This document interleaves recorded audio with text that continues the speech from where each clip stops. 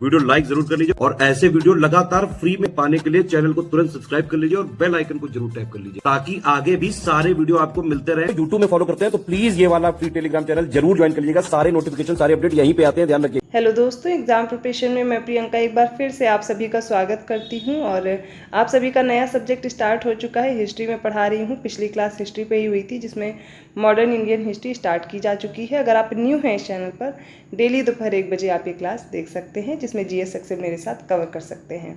इसके साथ साथ आप अदर कम्पिटिटिव एग्जाम की प्रिपरेशन कर रहे हैं, यूपीपीएससी से रिलेटेड कोई भी एग्जाम है, आप स्टडी फॉर सिविल सर्विसेज का पेड कोर्स ज्वाइन कर सकते हैं। ये नंबर्स आपको प्रोवाइड किए गए हैं, इन पे व्हाट्सएप मैसेज या कॉल करके जानकारी ले सकते हैं जिसमें आपको फुल स्टडी मटेरियल प्रोवाइड किया जाएगा, जिसके साथ साथ टेस्ट सीरीज़ होगी, पेड क्विज होंगे और फुल लेंथ टेस्ट के साथ साथ सेक्शनल टेस्ट मिल रहे हैं जो आपके एग्ज़ाम पर आधारित जो लेटेस्ट ट्रेंड और पैटर्न है इन्हीं को ध्यान में रखते हुए पेपर सेट किए गए हैं जो कि आपकी प्रैक्टिस के लिए बहुत बेहतर हैं और अच्छी प्रिपरेशन के लिए आपको ऐसे ही स्टडी मटेरियल चाहिए जो आपको सिलेक्शन दिला सके। तो ये हो गई आपके कोर्स से रिलेटेड जानकारी।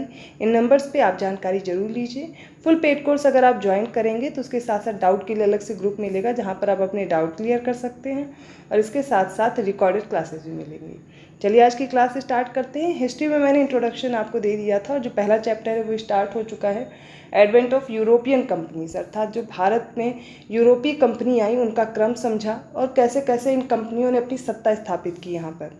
सबसे पहले पुर्तगीज़ की बात करते हैं जिसमें मैंने आपको जो इंट्रोडक्शन है सारी कंपनीज़ का बता दिया था। एक एक करके अब सारे पुर्तगालियों को, फिर उसके बाद डच, अंग्रेज, फ्रांसीसी, सभी को एक एक करके हम लोग देखने वाले हैं और इनके आपस में कैसे कौन कौन से युद्ध हुए वो भी डिस्कस करेंगे।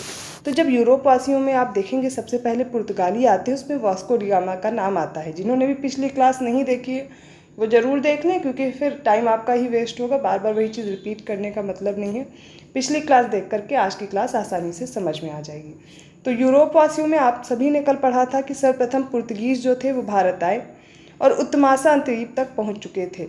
बट बाद में वास्को डी गामा आता है जो कि अब्दुल मनीद नामक एक गुजराती पथ प्रदर्शक होता है, इसकी सहायता लेता है और ये 17 मई 1498 को कालीकट के प्रसिद्ध बंदरगाह पर, जिसका नाम था कप्पक डाबू, इस स्थान पर वास्को डी गामा पहुँचता है। अब कालीकट में बसे हुए अरब व्यापारियों ने इसका विरोध किया। देखिए, कोई पहले से यहाँ पर व्यापार कर रहा है, फिर उनका कंपटीशन बढ़ रहा है। क्यों? क्योंकि अब यहाँ पर वास्को डी गामा है तो उसको पता चल गया पुर्तगाली है। अगर यहाँ पे पुर्तगाली भी आ जाएंगे तो उन्हें पता था कि अभी तक तो उनके पास एक ही ऑप्शन था, अरबवासी थे जिनसे भारत का व्यापार हो रहा था और वो अपने मनमाने तरीके से व्यापार कर रहे थे। लेकिन फिर क्या हो गया, इनको अब दिक्कत होने लगी कि इनसे व्यापार नहीं होना चाहिए, इसलिए इन्होंने विरोध किया। किंतु कालीकट के जो हिंदू राजा ने, पैतृक उपाधि थी उसकी जमोरिन, उसने इनका हार्दिक स्वागत किया और उसे मसाले और जड़ी बूटियाँ इत्यादि ले जाने की आज्ञा भी प्रदान की। वास्को डी गामा को इस माल से जब ये ले करके गया वहाँ पर तो कहा जाता है 60 गुना लाभ हुआ। आप सोच सकते हैं कि कितना लाभ हुआ होगा। और इस तरह पुर्तगाल की राजधानी लिस्बन कुछ समय तक के लिए समस्त यूरोपीय व्यापार का केंद्र बन गई। और यह जो पुर्तगाली शासक था मैनुअल फर्स्ट, इसने वाणिज्य के प्रधान की उपाधि भी ले ली। फिर 1500 में पेड्रो अल्वारेज कैब्रल के नेतृत्व में दूसरी बार फिर पुर्तगाली अभियान कालीकट पहुंचता है और इसने कालीकट बंदरगाह में अरबी जहाज पकड़ा और जमोरिन को उपहार में दे दिया। अब इससे तो जमोरिन को खुशी हुई होगी, लेकिन 1501 में फिर से वास्को डी गामा भारत आ जाता है वापस। इतना उसको व्यापार में फ़ायदा हुआ, अब ये लोग लगातार भारत आते रहेंगे। 1503 में इनकी पहली फैक्ट्री यहाँ पर स्थापित होती है कोचीन में। ये फैक्ट बहुत इंपॉर्टेंट है, स्टार लगा के नोट कर लीजिए कि 1503 में पुर्तगालियों ने कोचीन में पहली फैक्ट्री और पहला किला स्थापित किया। अब आप सोच रहे होंगे फैक्ट्री आपके दिमाग में सुनते ही फैक्ट्री जैसा जो बना हुआ इमारत है वो आ जाती होगी, लेकिन ये फैक्ट्री वैसी नहीं थी। उस टाइम के लिए फैक्ट्री थी कि जहाँ से वो अपना केंद्र बना रहे हैं व्यापार के लिए, उसको स्थापित किया। दूसरी कहाँ पे बनती? 1505 में। डेट भी याद रखेंगे, स्थान भी याद रखेंगे। तो 1505 में कन्नूर में दूसरी फैक्ट्री बनती है। उसी वर्ष 1505 ईस्वी में फ्रांसिस्को डी अल्मीड़ा, इसको प्रथम पुर्तगाली वायसराय बना करके भारत भेजा जाता है। बहुत कंफ्यूज रहते हैं आप अल्मीड़ा और अल्बुकर्क में, तो आपको ये तो याद रखना पड़ेगा कि जो फ्रांसिस्को डी अल्मीड़ा है वो सबसे पहले आता है, उसके बाद में अल्फांसो डी अल्बुकर्क आता है।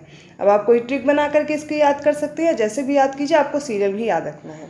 तो पहला वायसराय आया फ्रांसिस्को डी अल्मीड़ा, इसका समय देख लीजिए 1505 से 1509 ईस्वी रहता है।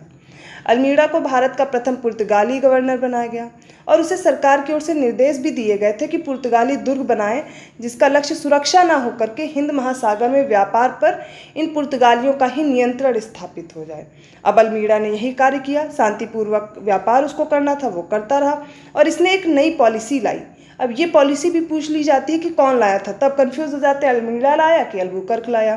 तो याद कर लीजिए, पहला गवर्नर था वही लेकर के आता है ब्लू वाटर पॉलिसी या फिर इसे शांत जल की नीति कहते हैं। इसी अल्मीड़ा का युद्ध हो जाता है 1508 में। संयुक्त बेड़ा होता है नौसैनिक बेड़ा मुस्लिम का, जिसमें गुजरात, मिस्र और तुर्की ये मिले हुए होते हैं और चौल के समीप युद्ध हो जाता है। इसमें अल्मीड़ा तो पराजित होता ही है, इसका पुत्र भी मर जाता है उसी युद्ध में। अब ये वापसी करता है 1509 में और फिर से इसी बेड़े को पराजित करता है और इनकी वजह से एशिया में ईसाई जगत की जो नौसैनिक श्रेष्ठता है वो भी स्थापित हो गई कि इन्होंने संयुक्त बेड़े को पराजित भी कर लिया। 16वीं शताब्दी की बात है, हिंद महासागर पुर्तगाली सागर के रूप में परिवर्तित हो गया। देखिए, ये इनमें क्या था कि व्यापार जैसे जैसे पुर्तगालियों का बढ़ते जा रहा था तो वैसे वैसे अब अरबवासी हो गए जिनका दूसरों से व्यापार चल रहा था, भारत से और भी लोगों का जिनका व्यापार चल रहा था, तो उनको क्या था कि उनको दिक्कत हो रही थी। तो वो आपस में क्या करते हैं, युद्ध करने लगते हैं। जब पुर्तगाली जीत जाते हैं, उनको हरा देते हैं, तो क्या होता है, हिंद महासागर वाले क्षेत्र को ये अपने क्षेत्र में कवर कर लेते हैं। मतलब यहाँ पर ये क्या करते हैं, धीरे धीरे देखिए पूरे इस महासागर पे अपना विस्तार करते चले जाएंगे। जिसकी नौसैनिक श्रेष्ठता बढ़ती जाएगी वही क्या करेगा, व्यापार में श्रेष्ठ होता चला जाएगा। फिर अल्फांसो डी अल्बुकर्क आता है इसके बाद। अब ये जो अल्फांसो डी अल्बुकर्क आता है, ये आता है दूसरा गवर्नर बन करके अल्मीड़ा के बाद में, और यही वास्तविक संस्थापक भी माना जाता है पुर्तगाली शक्ति का। इसने अपना मुख्यालय कहाँ बनाया, ये पॉइंट याद रखना है, तो कोचीन को अपना मुख्यालय बनाया था। 1510 में अल्बुकर्क ने बीजापुर के आदिल शाही सुल्तान से गोवा को जीत लिया था और इसके साथ ही भारत में क्षेत्रीय पुर्तगाली राज्य की स्थापना भी हो गई। अल्बुकर्क ने 1511 में दक्षिण पूर्वी एशिया की महत्वपूर्ण मंडी थी मलक्का, इस पर नियंत्रण भी स्थापित कर लिया। तो देखिए, कोचीन लिया, गोवा लिया, उसके बाद मलक्का पर भी इनका अधिकार हो गया। फारस की खाड़ी के मुख पर स्थित है हरमुज, आप सभी को पता होगा। 1515 में इस पर भी इनका अधिकार हो जाता है। अल्बुकर्क भारत में स्थायी पुर्तगीज आबादी बसाना चाहता था, इसलिए उसने कहा कि जो भी पुर्तगाली वासी थे, यहाँ पर पुर्तगीज थे, उनसे कहा था कि यहाँ पर जो स्त्रियाँ हैं उनसे विवाह करें वो लोग। इससे क्या होगा, उन्हें यहाँ पर स्थान भी मिल जाएगा। और क्या होगा, अल्बुकर्क ने अपने क्षेत्र में सती प्रथा बंद कर दी थी। अब सती प्रथा बंद कर दी तो इन विधवाओं से कहा आप शादी कर सकते जो भी पुर्तगीज थे वहाँ पर, किंतु वह मुसलमानों को बहुत तंग करता था। लेकिन 1515 में अल्बुकर्क की मृत्यु हो जाती है। इसके बाद नीनो डी कुन्हा के बारे में पढ़ना है। तो नीनो डी कुन्हा का जो समय है वो 1529 से 1538 ईस्वी है। अभी अल्फांसो डी अल्बुकर्क के बाद नीनो डी कुन्हा बना गवर्नर और 1530 में ये जो कोचीन में सरकारी कार्यालय था स्थानांतरित कर देता है गोवा में। आपको याद होगा अल्बुकर्क ने गोवा को जीत लिया था, ठीक है। तो इस प्रकार गोवा भारत में पुर्तगाली राज्य की औपचारिक राजधानी बन गई। फिर इसने 1534 में बसीन पर, 1535 में दीव पर अधिकार किया। धीरे धीरे देखिए कई क्षेत्र इनके अधिकार में आते जाएंगे। इसका गुजरात के शासक जो बहादुर शाह के बसीन के विषय में समझौता हो गया था, लेकिन वहाँ पर एक दीवार खड़ी करने के प्रश्न पर इनमें मतभेद हो गया। तो जब ये पुर्तगालियों से बहादुर शाह का झगड़ा होने लगा तो इससे झगड़े में ही बहादुर शाह समुद्र में गिर जाता है और डूबकर उसकी मृत्यु हो जाती है। तो 59 ईस्वी का समय है जब दमन पर भी पुर्तगालियों का अधिकार हो गया और उनकी बस्तियों में अब देखिए दीव, दमन, षष्ठी, बसई, चौल, बम्बई, संथोमी जो मद्रास के निकट है, हुगली जो कि बंगाल में था, इन सभी जगहों पर इनका अधिकार होता चला जाएगा। जैसे जैसे इनका अधिकार होता जाएगा कुछ समय बाद इनसे भी अधिकार छीन भी लिए जाएंगे। तो 1538 ईस्वी में अदन पर तुर्की का प्रभुत्व हो गया।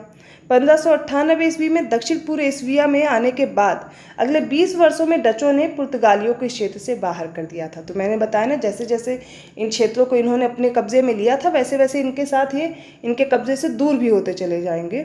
1602 ईस्वी में, अब 1602 में डचों ने बांटम के समीप पुर्तगाली बेड़े पर आक्रमण किया और इन्हें फिर से पराजित किया। 1654 ईस्वी में पुर्तगालियों ने अंग्रेजों को अपने अधिकृत पूर्वी प्रदेशों में निवास करने और व्यापार करने की मान्यता दी और 1641 में डचों ने पुर्तगालियों का जो महत्वपूर्ण केंद्र था जहाँ पर इन्होंने अधिकार किया था मलक्का, इस दुर्ग को भी जीत लिया। 1658 में संपूर्ण श्रीलंका, 1663 में पुर्तगालियों के समीप मालाबारी दुर्ग को भी डचों ने जीत लिया था। ये सब उनके अधीन हो गए। डचों के साथ साथ अब इनका अंग्रेजों से भी युद्ध होना शुरू हो जाएगा। तो 1612 ईस्वी में सूरत के निकट स्वाली के समुद्र तट पर अंग्रेजों ने पुर्तगालियों पर महत्वपूर्ण विजय प्राप्त कर ली और 1628 आते आते फारसी सेना की सहायता से अंग्रेजों ने हरमुज पर भी कब्जा कर लिया और जो फारस की खाड़ी है ये जो पुर्तगालियों की मुख्य चौकी बन गई। मुगल सम्राट शाहजहां के शासनकाल में कासिम खान ने 1632 ईस्वी में हुगली पर कब्जा कर लिया और मराठों ने 1739 ईस्वी में सष्टी और बसाई इन पर अधिकार कर लिया, जो कि पहले पुर्तगालियों के कब्जे में आ चुकी थी। केवल गोवा, दमन और दीव 1961 ईस्वी तक पुर्तगालियों के अधिकार में रह जाते हैं। तो आते भी सबसे पहले हैं, जाते भी सबसे लास्ट में 1961 में। ये डेट आपको याद रखना। पुर्तगालियों के बाद जो दूसरे यूरोपीय वासी आते हैं वो थे डच। तो अब डच के बारे में भी पढ़ेंगे। ये डच नीदरलैंड या फिर हॉलैंड के निवासी थे। पुर्तगीज़ों के बाद डच ही भारत आए थे और 1595 से 96 में कॉर्नेलियस हाउटमैन इसके नेतृत्व में पहला डच अभियान पूर्वी जगत में पहुंचता है और सबसे पहले सुमात्रा पर पहुंचते हैं। सुमात्रा पहुंचकर बांटम के राजा के साथ संधि करने में इस दल ने सफलता प्राप्त की थी। और आप देखेंगे 1595 ईस्वी से लेकर के 1601 ईस्वी तक इन डचों ने पूर्वी जगत की 15 सामुद्रिक यात्राएं भी की। 1602 ईस्वी में विभिन्न डच कंपनियों ने मिला करके एक कंपनी बनाई जिसका नाम रखा United East India Company of Netherland. इसके नाम से एक विशाल व्यापारिक संस्थान की स्थापना की।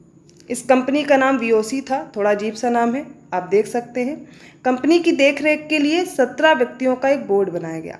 1605 ईस्वी में डचों ने पुर्तगाली से अम्बायना ले लिया।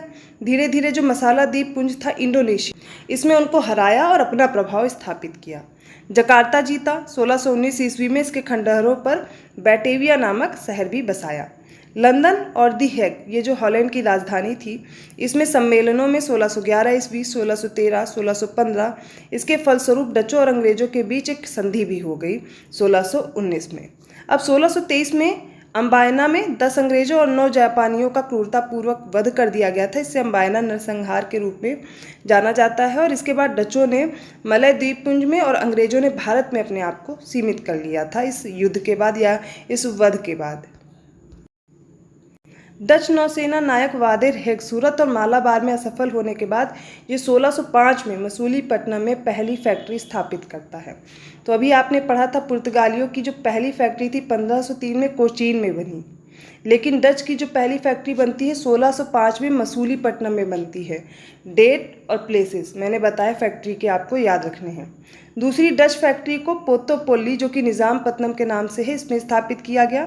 और 1610 ईस्वी में डचों ने चंद्रगिरी के राजा के साथ समझौता किया और पुलिकट में एक अन्य फैक्ट्री की स्थापना भी कर ली। यहाँ पर इन्होंने पुलिकट में अपना मुख्यालय बना लिया और डचों ने यहाँ पर अपने स्वर्ण सिक्के, जिनको पेगोड़ा कहा जाता है, उन्हें ढाला। डचों ने 1616 में सूरत और 1641 में विमलीपट्टनम में फैक्ट्री की स्थापना की। अब कई बार प्रश्न पूछा गया है कि डचों की फैक्ट्री कहाँ कहाँ थी या इनमें से कहाँ नहीं थी, तो आप पहले देख लीजिए कहाँ कहाँ है, जिससे कि एक भी कोई अलग से सिटी दे दी जाए, अलग से प्लेस दे दिया जाए तो उसको आप उस नगर को अलग कर सकें। बंगाल में प्रथम डच फैक्ट्री की स्थापना पीपली में की गई सन 1627 में और 1653 ईस्वी में हुगली के निकट चिंसुरा में डचों ने अपनी कोठी भी स्थापित की। चिंसुरा के डच किले को क्या नाम दिया इन्होंने? गुस्तावुस फोर्ट। और 1658 में डचों ने कासिम बाजार, बालासोर, पटना, नागपट्टनम, सोचिए यहाँ तक इन्होंने अपनी फैक्ट्री स्थापित कर ली। और 1660 ईस्वी में गोलकुंडा में डच फैक्ट्री की स्थापना हुई। 1663 में कोचीन में भी फैक्ट्री बन गई।